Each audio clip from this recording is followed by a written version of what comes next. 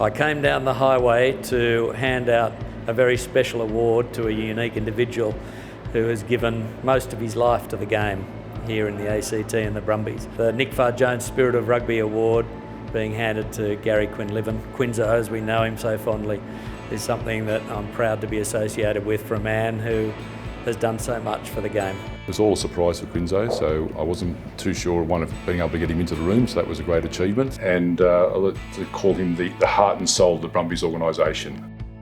Quinzo and I started the Brumbies together in 1996. I was the original team manager, and Quinzo was my assistant manager in the first 6 years.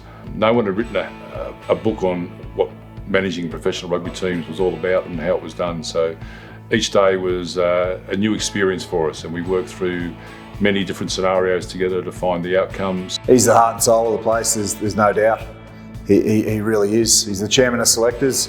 He's the first to come to me on a Monday morning and give me his thoughts on the team and how guys have performed. But you know, he does it in his cheeky way and manner that he has. Quinzo's had a genuine connection with every player that's come through the Brumbies organisation in the last 25 years. From the original group, which include players like Johnny Langford, Brett Robinson, George Gregan, Joe Roth, Stephen Larkham, through to the current group of players, Alan, Scotty, Slips, Andy Muirhead, Tom Wright. He has had a connection with every person, and they're all very special to him, each and every one of them. They mean something to him. I don't give out Wallaby jerseys. They're very special. They are, they're the most special thing in a rugby player's life, Test jerseys. On the day that I retired from the Brumbies, I gave Quinzo one of my Test jerseys to say thank you. He gives his heart to the Brumbies, and he's a wonderful man who has driven the culture as much as any other person in that organisation. Every time I think about the Brumbies as part of the imagery, he just pops up in the story. He's got a bloke worked out from finish of training drill to when he gets to the drink station. He'll give you a full read on what sort of athlete that bloke is and what attitude he's got and whether he's going to make it or not, whether he's going to be a Brumby or not. He just brought so much to that team. He's very selfless, but he was a really hard worker, and I think he was loved and still is by everyone in that team. He had a great way of making everyone feel special. Without Quinzo, I don't think it would have been the same team. It wouldn't have the same culture. Is just his attention to detail. He epitomises the Brumbies' sense of humour. I think one of the best things was he prided himself on his water to Powerade / Gatorade, whatever electrolyte we were having at the time ratio.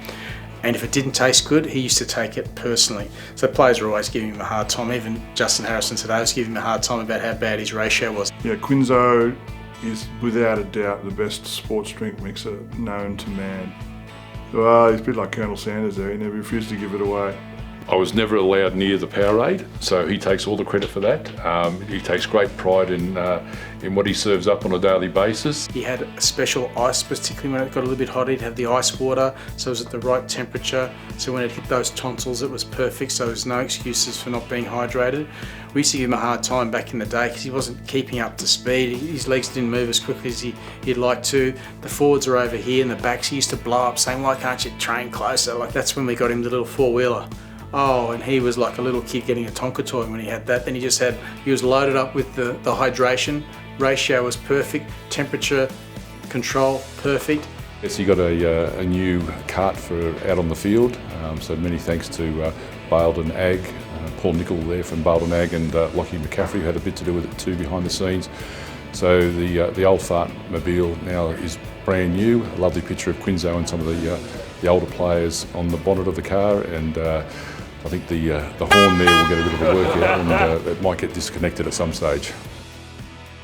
It couldn't go to a better person. The best way to sum Kiwi up is he's a legend, and we just genuinely love the guy and love having him around our club. And the dressing shed's never the same if he isn't there. And we hope that to have him involved and around for many more years to come.